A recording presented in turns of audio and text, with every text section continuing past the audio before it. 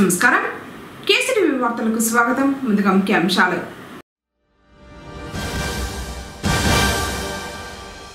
విజయవంతంగా సాగిన జగన్ బంగారుపాలెం పర్యటన. మామిడి రైతులకు అండగా ఉంటాం.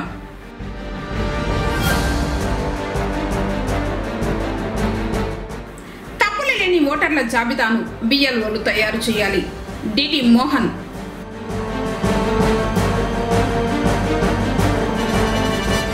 కేసీటీవీ వార్తకు స్పందన. నీటి పైప్లైన్ లీకేజీను అరికట్టిన మున్సిపల్ కార్మికులు.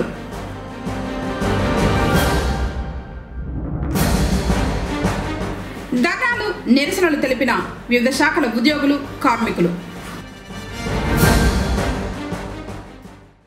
వార్తల్లోని వివరాలు.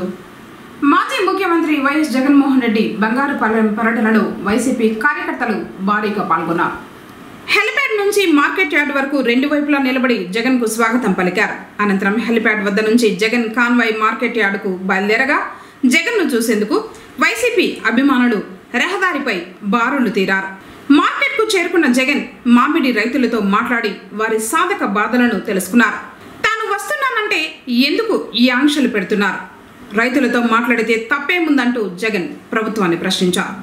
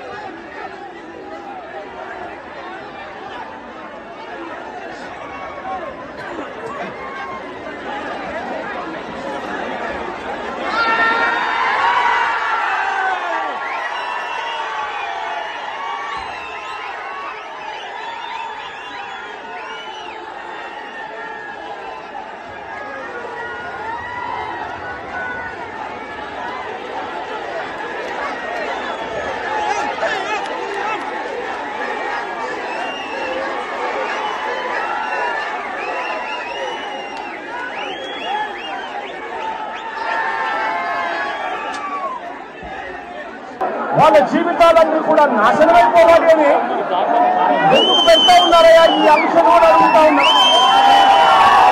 జగన్ వచ్చి రైతులు కలిస్తే తప్పేమి అడుగుతా ఉన్నా. జగన్ వచ్చి రైతుల కోసం మాట్లాడితే తప్పేమి అని అడుగుతా ఉన్నా. అసలు రైతులందరూ కూడా అగసాకు పడకుండా ఉండింది, రైతులకు సమస్య లేకపోయింది. ఇన్ని వేల మంది ఎందుకు వస్తారు? జగన్ వచ్చాడు కాబట్టి జగన్ వాళ్ళకు తోడుగా నిలబడతా ఉన్నాడు కాబట్టి వాళ్ళ సమస్య ఇప్పుడైనా ప్రభుత్వం దృష్టికి ఖచ్చితంగా పోతుంది అని చెప్పి తెలిసి ప్రభుత్వం కనీసం ఈ కుంభకర్ణ నిధుల నుంచి ప్రభుత్వాన్ని లేపడం కోసం ఇన్ని వేల మంది రైతులు ఇక్కడికి వచ్చి వాళ్ళ ఆక్రమణను వినిపిస్తా ఉన్నారు. ఇవాళ అడుగుతా ఉన్నాం, ఇవాళ ఇక్కడికి జగన్ వస్తున్నాడు అని తెలిసి ఇవాళ నేను చేస్తా ఉన్నది 2,000 మంది పోలీసులు మోహరించారు. ప్రతి గ్రామంలోనూ ఏ రైతు కూడా రాకూడదు అని చెప్పి చట్టం చేసిన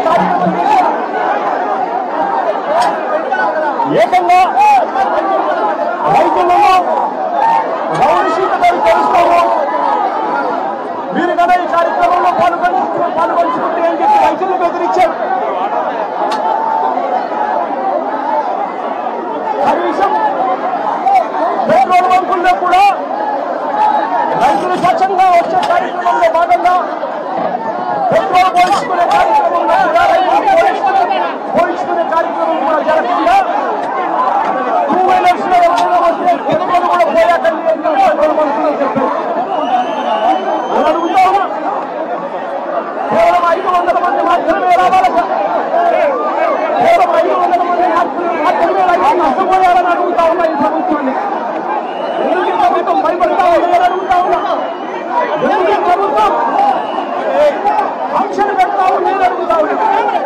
ఎందుకంటే తప్పేముంది, రైతులతో మాట్లాడితే తప్పేముంది, రైతుల సమస్య జగన్ లేవనెత్తితే తప్పేముంది అని అడుగుతా ఉన్నా. రైతులు ఇబ్బంది ఉన్నారు కాబట్టి ఇన్ని వేల మంది రైతులు వచ్చి వాళ్ళ ఆవేదన చూపుతా ఉన్నారు. ఈ మాదిరిగా కొలబదలు కొట్టి దాదాపుగా 1200 మందిని అరెస్ట్ చేసి జైల్లో పెట్టారు.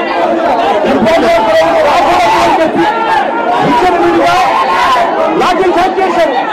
నేను అడుగుతా వీళ్ళు పోలీసులు మనుషులు రాక్షసులు అడుగుతా ఉన్నాం. వాళ్ళని బట్టి పోలీసు సోదరులు చెప్తా ఉన్నాం. అయ్యా బట్టి పోలీసు సోదరులు మీకు కూడా సమస్యలు ఉంటాయి. జగన్ అనే వ్యక్తి ఎప్పుడు ఎవరికి సమస్య వచ్చినా వారికి ఒక్క జగన్ మాత్రమే కలుపుతాడు. ఒక రైతు సమస్యలైనా జగనే కలుపుతున్నాడు, మామూలు రైతులైనా కూడా జగనే కలుపుతా ఉన్నాడు, మిర్చి రైతులైనా కూడా జగనే కలుపుతా ఉన్నాడు. ఉద్యోగస్తుల సమస్యలైనా కూడా వాళ్ళకి అయ్యారు ఇవ్వాలన్నా, టీఆర్సీ డిమాండ్ చేయాలన్నా, వాళ్ళకి డిమాండ్ ఇప్పించాలన్నా చివరికి చంద్రబాబు నాయుడు గారి హామీలను నిలదీస్తూ చంద్రబాబు నాయుడు గారిని గట్టిగా ప్రశ్నించాలన్నా, ఆయన సూపర్ 6 సూపర్ 7 ప్రజలను మోసం చేసిన వాళ్ళు ఎక్కడబట్టాలన్నా ఒక జగనే ముందున్నాడు అన్నది ప్రతి పోలీసు సోదరులు గుర్తుపెట్టుకోమని కోరుతా ఉన్నా. కేంద్ర ప్రభుత్వ విధానాలను నిరసిస్తూ బుధవారం దేశవ్యాప్తంగా సమ్మె చేపట్టారు. ఇందులో భాగంగా రాష్ట్ర యూనియన్ పిలుపు మేరకు బుధవారం పొంగనూరు పట్టణంలోని చిత్తూరు జిల్లా కేంద్ర సహకార బ్యాంకు ఉద్యోగులు సిబ్బంది తమ సంఘీభావాన్ని తెలియజేస్తూ బ్యాంకు ఎదుట నిరసన తెలిపారు. బ్రాంచ్ మేనేజర్ రాధారాణి మరియు ఏఐసిసిఎఫ్ రాష్ట్ర యూనియన్ అధ్యక్షులు హర్నాథ్ రెడ్డి, యూనియన్ నాయకులు రామరాజు, పెదపంచాని, పొంగనూరు మరియు రామసముద్రం సొసైటీల సిఇఓలు మరియు సిబ్బంది పాల్గొన్నారు.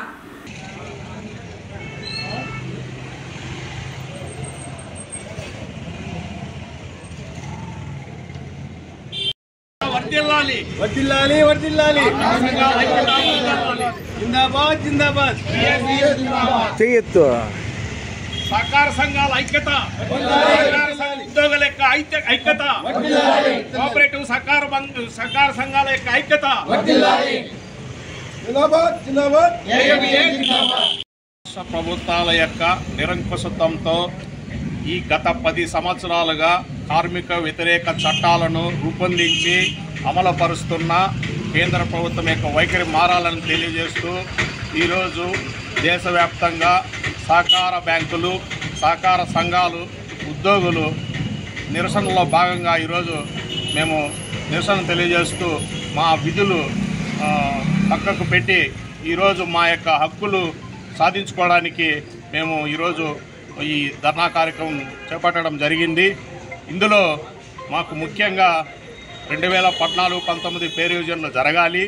అదేవిధంగా 2019 తర్వాత చేరిన ఉద్యోగులను రెగ్యులరైజ్ చేసుకోవాలి. అదేవిధంగా ఈ వ్యవస్థలోని 60 సంవత్సరాల నుంచి 62 సంవత్సరాలకి ఉద్యోగులను మాకు రిటైర్మెంట్ వయసును పెంచాలని చెప్పి కోరుతున్నాము. అదేవిధంగా ఆదాయ పన్ను చట్టం నుంచి మాకు ATP 194 చట్టాన్ని మాకు ఇంప్లిమెంట్ చేయకుండా మాకు మినహాయింపు ఇవ్వాలి అని చెప్పేసి ఈ సందర్భంగా మీడియా ద్వారా ప్రభుత్వానికి డిమాండ్ చేస్తున్నాము. అదేవిధంగా DAతో కూడిన పెన్షన్ను మాకు అందించాలని చెప్పి పెన్షన్ వ్యవస్థను రద్దు చేసినందుకు గాను ఈ నిరసన తెలియజేస్తున్నాము. మా డిమాండ్లన్నీ వెంటనే పరిష్కారం చేయాలని చెప్పి మీ ద్వారా గవర్నమెంట్కి డిమాండ్ చేస్తున్నాం. పొంగనూరు ఎమ్మెల్యే పెద్దిరెడ్డి రామచంద్రారెడ్డి గురువారం సదనంకు రానున్నట్లు ఎమ్మెల్యే కార్యాలయం నుంచి సమాచారం వెలువడింది. ఉదయం 11 గంటలకు ఎరాతివారిపల్లిలో బాబు షూరిటీ మోసం గ్యారంటీ కార్యక్రమం నియోజకవర్గ స్థాయిలో జరగనుందని, కావున వైఎస్ఆర్సీపీ క్యాడర్ హాజరై విజయవంతం చేయాలని కోరారు. పాక సత్యనారాయణను పొంగనూరు బీజేపీ శ్రేణులు కలిశారు. రాజ్యసభ ఎంపీగా ఎన్నికైన తరువాత మొదటిసారిగా బుధవారం తిరుమల శ్రీవారి దర్శనార్థం విచ్చేసిన పాక సత్యనారాయణను పొంగనూరు పట్టణ బీజేపీ అధ్యక్షులు జగదీష్ రాజు ఆధ్వర్యంలో పలువురు పార్టీ శ్రేణులు మర్యాదపూర్వకంగా కలిసి దుశ్శాలవలతో సత్కరించి శుభాకాంక్షల్ని తెలిపారు. నానపాల కుమార్, అరవపల్లి వెంకటరెడ్డి, నాగరాజ, ఉమామహేష్ తదితరులు ఎంపీని కలిసిన వారిలో ఉన్నారు. ఓటర్ల జాబితా తయారీలో బిఎల్ఓలది కీలక పాత్ర అని ఎన్నికల డీటీ మోహన్ అన్నారు. బుధవారం పొంగనూరులోని పంచాయతీరాజ్ అతిథి గృహంలో బిఎల్ఓలతో శిక్షణ కార్యక్రమాన్ని నిర్వహించారు. విధి నిర్వహణలో అశ్రద్ధ ఉండకూడదన్నారు. ఫామ్ 6-7లపై పూర్తి స్థాయిలో అవగాహన కల్పించారు. ఇంటింటికి వెళ్లి సర్వే చేసేటప్పుడు సరైన వివరాలు తెలుసుకుని జాబితాలో నమోదు చేయాలన్నారు. తప్పులు లేని ఓటర్ల జాబితా తయారు చేసేందుకు కృషి చేయాలని సూచించారు.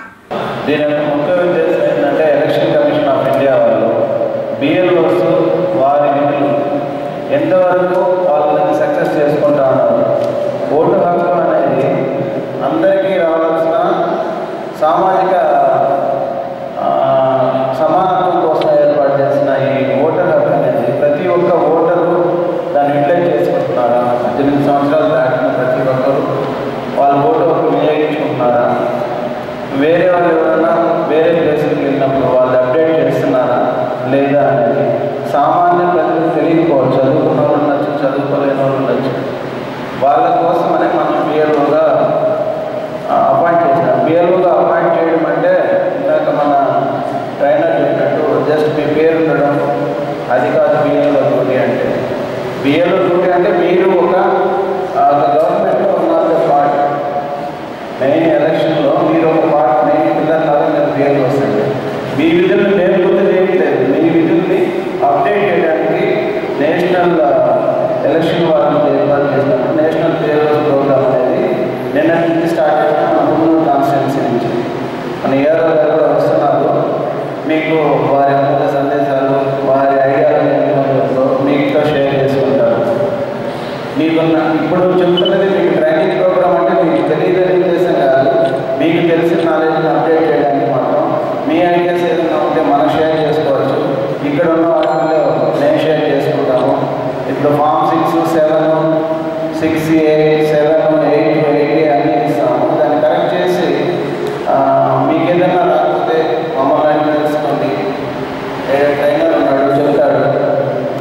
కానీ అట్ ద లాస్ట్లో ఏంటంటే ప్రతి ఒక్కరికి మనం అందించాల్సిన సర్వీస్ పర్ఫెక్ట్గా ఉందా లేదా. చందు బిఎల్ఓలకు శిక్షణ ఇవ్వడం జరిగింది. మనం ఏదైనా అంటే బిఎల్ఓ గారు ఏదైనా తప్పుడు సమాచారం బిఎల్ఓ గారికి సమర్పించినచో ఫలానా సెక్షన్ ద్వారా మనము పనిషబుల్ అవుతాం. మన పనిష్మెంట్ కూడా ఎట్లుంటుందంటే మినిమం 3 నెలల నుండి 2 సంవత్సరాల వరకు జైలు శిక్ష. రెండోది విత్ ఫైన్ ఉంటుంది. ద సెకండ్ సెక్షన్ 31 కూడా ఒకటి ఉంది. ఎవరైతే మన దగ్గరికి అప్లై చేస్తున్నారో అప్లికేషన్ పెడుతున్నారో వాడు ఏదైనా ఫాల్స్ డిక్లరేషన్ ఇచ్చింది మనకు తెలిస్తే ఆ సెక్షన్ కింద అతనికి అప్ టు 1 ఇయర్ జైలు శిక్ష మరియు ఫైన్ కూడా, కొన్నిసార్లు ఫైన్ కూడా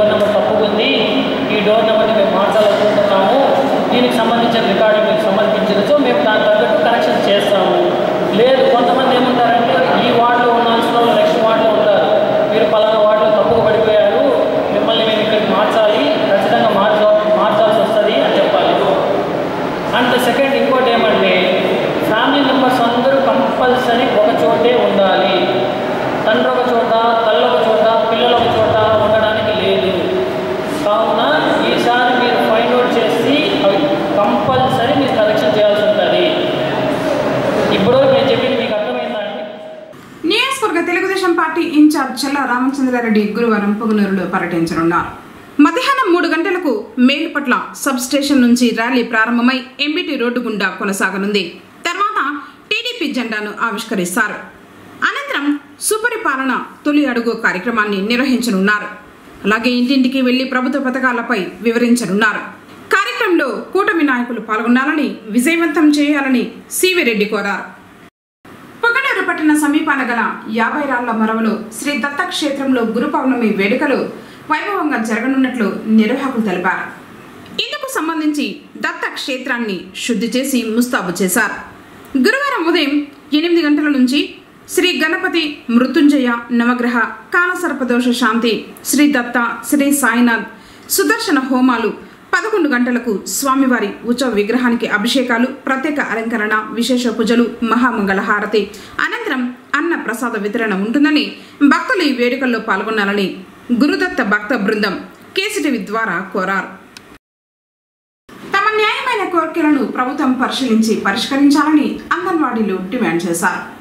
బుధవారం పొంగనూరు మండలం రాంపల్లి సమీపాన గల ఐసిడిఎస్ ప్రాజెక్టు కార్యాలయం ఎదుట ధర్నా నిర్వహించారు. కనీస వేతనం 26,000 రూపాయలు ఇవ్వాలని, పని గంటలు తగ్గించాలని, తమను ప్రభుత్వ ఉద్యోగులుగా గుర్తించాలని పలువురు డిమాండ్ చేశారు. లేబర్ కోడ్లను రద్దు చేయాలని కోరుతూ సమాన పనికి సమాన వేతనం ఇవ్వాలని డిమాండ్ చేశారు. అనంతరం సిడిపిఓ రాజేశ్వరికి వినతి పత్రం అందజేశారు.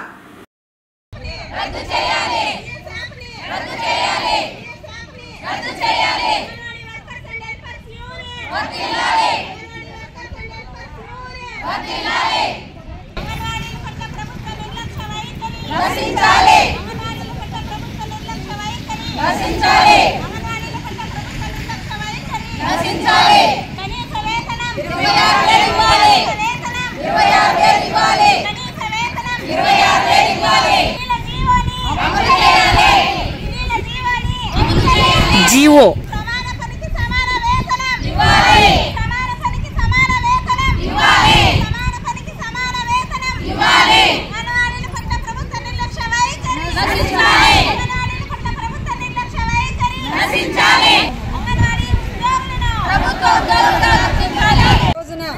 అనగా జూలై 9వ తేదీ 2025న దేశవ్యాప్తంగా జరుగుతున్నటువంటి anganwadi workers and helpers union తరఫున ధర్నా చేస్తున్నాము.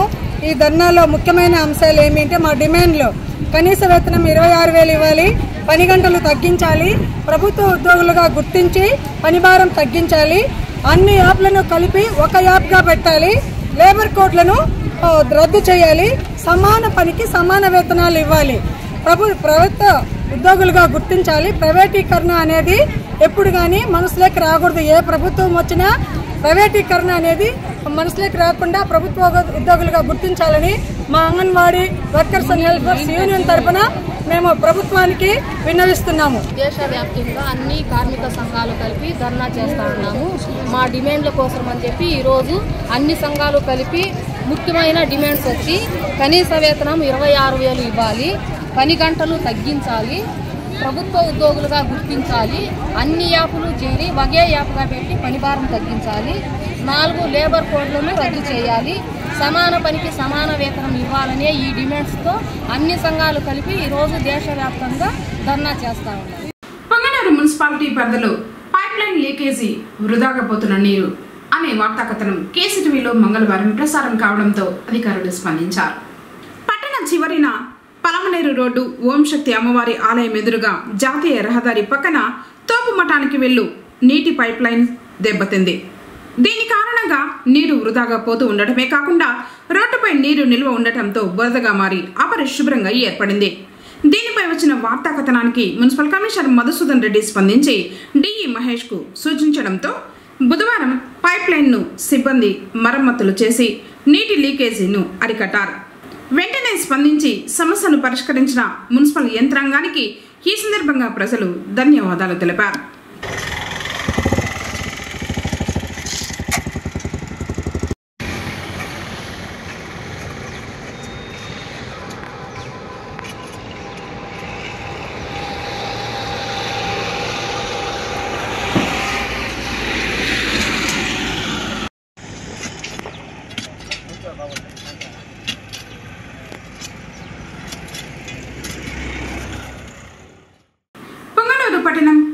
పాలెం చింతల వీధిలో వెలిసియుండు నడివీధి గంగమ్మకు మహిళలు ప్రత్యేక పూజల్ని నిర్వహించారు. పట్టణంలోని కటకిందపాలెం చింతల వీధి వివేకానంద నగర్ మహిళలు అమ్మవారికి మంగళవారం రాత్రి ఘనంగా ప్రత్యేక పూజల్ని నిర్వహించి ప్రసాద వినియోగం చేశారు. పూజా కార్యక్రమాల్లో అర్చకులు రామకృష్ణ స్వామి పాల్గొని అమ్మవారికి ఫల పుష్పాలతో అభిషేకం నిర్వహించి భక్తులకు ప్రసాద వినియోగం నిర్వహించారు.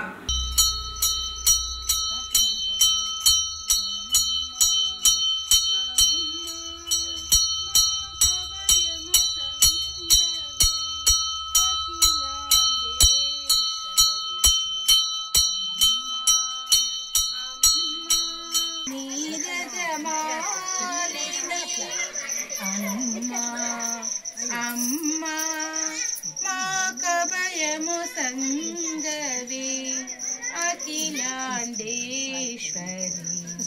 అమ్మా అమ్మా అమ్మా సింహవాహిని శ్రీలలితే భవానంగారు కరుగుని మనసు కరగదమ్మా చెట్టు ఎల్లమ్మ సాక్షిగా నిన్ను మరవమమ్మా ఆ వేప చెట్టు ఎల్లమ్మ సాక్షిగా నిన్ను మరవమమ్మా ఆ పక్క నిమ్మ తోట ఈ పక్క నిమ్మ తోట మధ్యలో బండి బాట ఆ పక్క నిమ్మ తోట ఈ పక్క నిమ్మ తోట మధ్యలో బండి బాట ఆ బండి బాటలో కట్టిస్తామమ్మా బంగారు సుపరిపాలనలో తొలి అడుగు కార్యక్రమాన్ని టీడీపీ శ్రేణులు విస్తృతంగా నిర్వహిస్తున్నారు. ఇందులో భాగంగా బుధవారం 2, 3 వార్డులలో పర్యటించారు. కూటమి ప్రభుత్వం అమలు చేసిన సంక్షేమ పథకాలను ప్రజలకు వివరించారు. అలాగే స్థానికంగా వార్డుల్లో నెలకొన్న సమస్యలను తెలుసుకుని పరిష్కారానికి తగు చర్యలు తీసుకుంటామని హామీ ఇచ్చారు. ఈ కార్యక్రమంలో councillor Ramakrishnaraju, parliament Telugu youth ఉపాధ్యక్షుడు సుబ్రహ్మణ్యం రాజు, మాజీ councillor Ramaraju, cluster incharge Nagaraja, Hemadri, Jyothiraju, Subbaraju, Venkataraju, Vijay Bhaskar Raju, Subrahmanyam Raju, Hemanth Kumar Raju, ward Telugu Desam party అభిమానులు పాల్గొన్నారు. ప్రభుత్వం వచ్చాక ఇచ్చిన మాట ప్రకారం అన్ని అభివృద్ధి కార్యక్రమాలు అమలు చేస్తున్నది. రైతులకు కానీ పిల్లలకు కానీ తల్లికి 100 డబ్బులు ఇంట్లో ఎందుకు అంది పిల్లకాయలకు అందరికీ అందనివి. రైతుకు కూడా ఇచ్చిన మాట ప్రకారం అన్నదాత సుఖీభవ డబ్బులు పడుతున్నాయి. బట్ ఈ నెలలో పడతాయి కదా, ఈ నెలలో సంక్షేమ పథకాలు మొత్తం ఇచ్చిన మాట ప్రకారం అమలు చేస్తున్నారు. కాబట్టి తెలుగుదేశం ప్రభుత్వానికి ధన్యవాదాలు. సుపరిపాలనలో తొలి అడుగు భాగంగా 31వ వార్డు, 1వ వార్డు, 2వ వార్డు, 3వ వార్డు, 8వ వార్డుల్లో తెలుగుదేశం ప్రభుత్వం ఏదైతే ప్రతి ఇంటికి, ప్రతి గడపకి, ప్రతి డోర్ నెంబర్కి ఏ సమస్యలు అయితే కనుక్కోవాలని ఒక యాప్ని, ఒక కొత్త టెక్నాలజీతో ప్రతి ఇంటి సమస్యలు, ప్రతి మనిషి సమస్యలు తెలుసుకునేదానికి ఏదైతే ప్రారంభించారో ఆ కార్యక్రమాన్ని ప్రజలందరూ కలిసి సంతోషంగా వ్యక్తం చేస్తున్నారు. తెలుగుదేశం గవర్నమెంట్ ప్రకటించిన ప్రతి పథకాలని చాలా అద్భుతంగా ఉన్నాయని అందరూ సంతోషంగా ఉన్నారు. ప్రజలు ఇదే గవర్నమెంట్ ఇంకా 15-20 సంవత్సరాలుగా కంటిన్యూగా ఇదే గవర్నమెంట్ ఉంటే రాష్ట్రము అభివృద్ధి చెందుతుందని చాలా ఆశపడుతున్నారు. మాజీ సీఎం జగన్ బంగారుపాలెం పర్యటన నేపథ్యంలో పుంగనూరు టోల్ ప్లాజా వద్ద పోలీసులు వాహనాన్ని తనిఖీ చేశారు. జగన్ పర్యటనకు పోలీసులు షరతులతో కూడిన అనుమతి ఇచ్చిన నేపథ్యంలో బుధవారం తంబలపల్లి, పుంగనూరు, మదనపల్లి వైపు నుంచి వచ్చే వాహనాలను కొండ సముద్రం చెక్ పోస్ట్ వద్ద చెక్ చేశారు. జగన్ పర్యటనకు వెళ్లకుండా పోలీసులు అడ్డుపడుతున్నారంటూ వైసీపీ శ్రేణులు ఆగ్రహాన్ని వ్యక్తం చేశారు.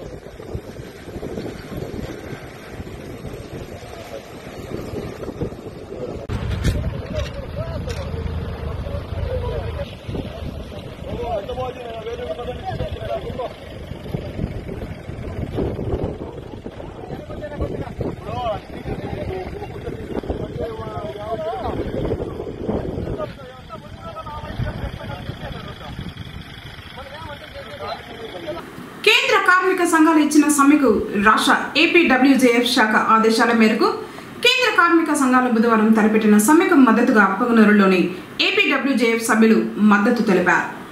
ఈ సందర్భంగా పట్టణంలోని అంబేద్కర్ సర్కిల్ వద్ద లేబర్ కోడ్ను రద్దు చేయాలని, అదేవిధంగా భవన నిర్మాణ కార్మికుల 1996 చట్టాన్ని పునరుద్ధరించాలన్నారు.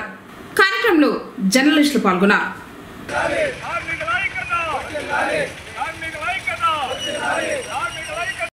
సమ్మెకు మద్దతుగా ఏపీడబ్ల్యూజేఎఫ్ యూనియన్ తరఫున పుంగనూరు నియోజకవర్గం జర్నలిస్టు మిత్రులతో కలిసి నేడు అంబేద్కర్ విగ్రహం ఎదుట సమ్మెలో పాల్గొనడం జరిగింది. ముఖ్యంగా ఈ సమ్మెలో భవన కార్మికులకు కావలసిన భద్రతను ఏర్పాటు చేయాలని, అలాగే వాళ్ళ నిధులు వెంటనే మంజూరు చేయాలనేసి మేము కోరుకుంటున్నాం.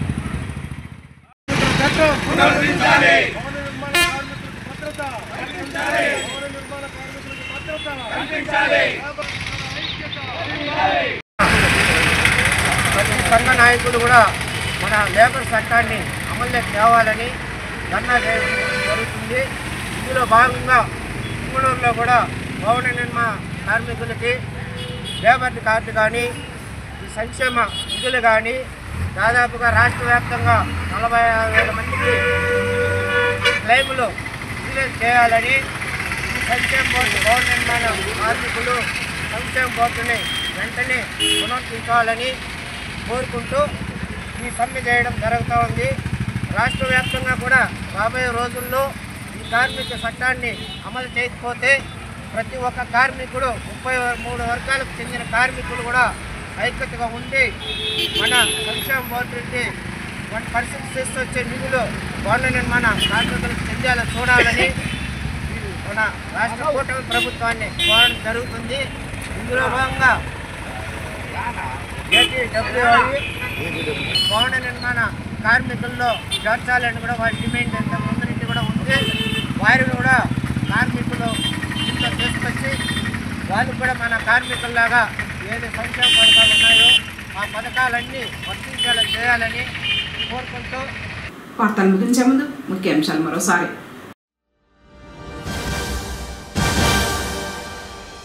విజయవంతంగా సాగిన జగన్ బంగారుపాలెం పర్యటన, మామిడి రైతులకు అండగా ఉంటాం.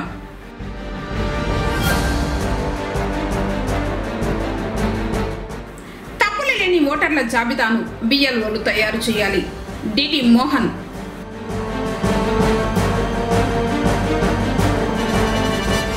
కేసీటీవీ వార్తకు స్పందన. నీటి పైప్లైన్ లీకేజీను అరికట్టిన మున్సిపల్ కార్మికులు.